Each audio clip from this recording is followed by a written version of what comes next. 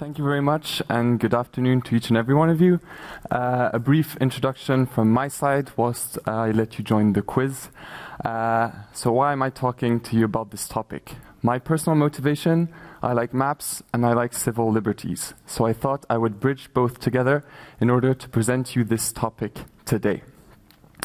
Why do I think it's relevant? Even though personally you do not identify with a sexual minority, statistically, you each know someone that does, be it a family friend, a family member, or a friend.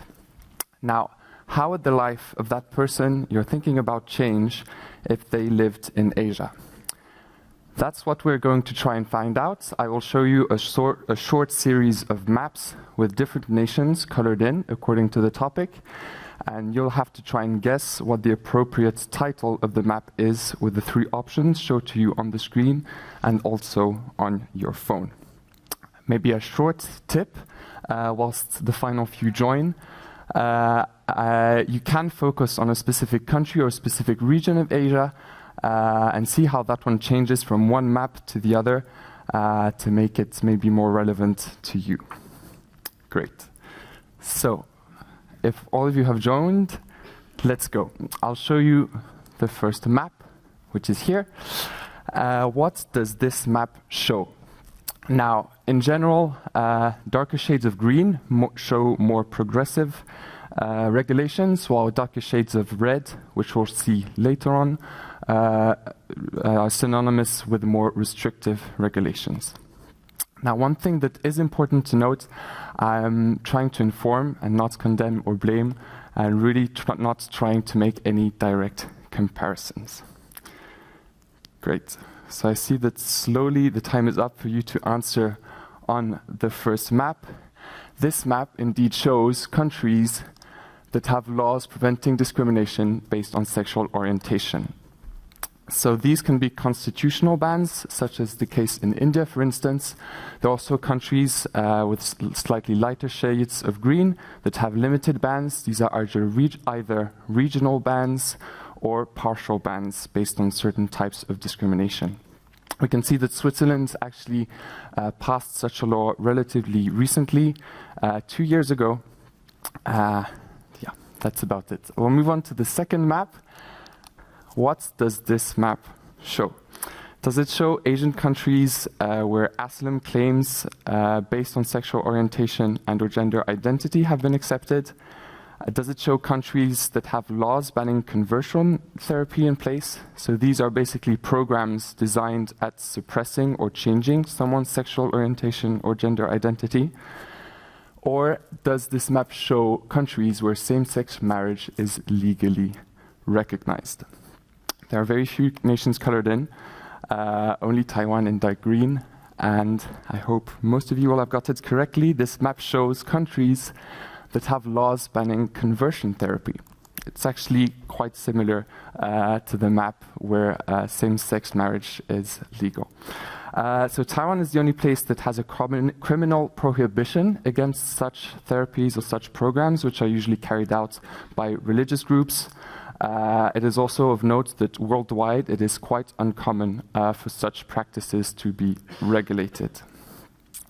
Moving on to the third map, with a slight change of colors, moving into the reds, what does this map show?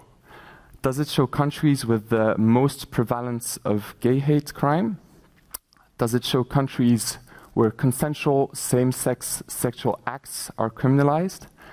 Or does it show countries where homosexuality is legally or medically considered an illness? And this, as you can see, the darker shades usually illustrate a stronger stance on such issues. Great, I hope you've all had the time to answer. This map shows countries where same-sex sexual acts between adults are criminalized.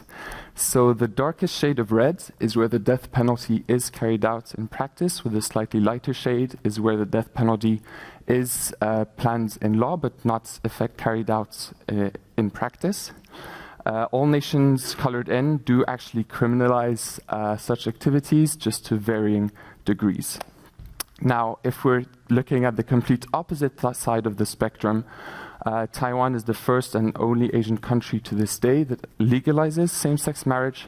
However, there are several nations across the continent that are in quite advanced processes as well to legalize such activities. Switzerland, the first gay marriage occurred over the summer. Moving on to the fourth map. Now this is a slight change in style. We're combining both the green and the red. What does this map show? Does this map show countries where sex reassignment surgery is legal or banned? Does it show countries where same-sex couples can legally adopt a child? Or does it show countries where sexual minorities can openly serve or are banned from serving in the military? You can see a bit more red on this map, but I hope you'll have learned something from this short series. I see everyone must have answered now. This map shows countries where sexual minorities can openly serve in the military. So those in green is where it is legal, those in red where it's banned, and notably the countries in gray follow a more ambiguous line. So this would be a don't ask, don't tell policy where there can be a fair amount of oppression in practice. Israel and Thailand could even be in a darker shade of green. They are the only two Asian countries where transsexual people can openly serve in the military. Now moving on to the final map, what does this map show?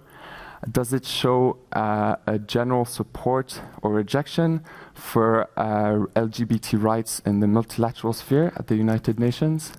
Does it show countries where political office holders were elected or are banned from running whilst being openly gay? Or does it show countries where the discussions on sexual orientation and or gender identity are promoted or censored in the general mainstream media? Great. Maybe some of you will have a 5 out of 5 for this round. A little drum roll. And most of you were correct. This map shows the countries that generally support or reject the main declarations within the multilateral sphere. So these countries in green have actually signed the General Assembly Declaration or the Human Rights Council's resolutions on LGBT rights. To this day, the two main resolutions on such topics, whilst countries in red have actually signed a statement opposing such rights, and those in grey have an unclear stance on such issues. Great. I hope you'll have learned something and had a bit of fun during the process. A very short conclusion from my side. So the colors that I have shown you are a bit objective. However, in reality, there is a bit more of a gray zone. There are gaps in implementation, gaps in application, and margins in interpretation, which means that it doesn't necessarily happen that way in practice.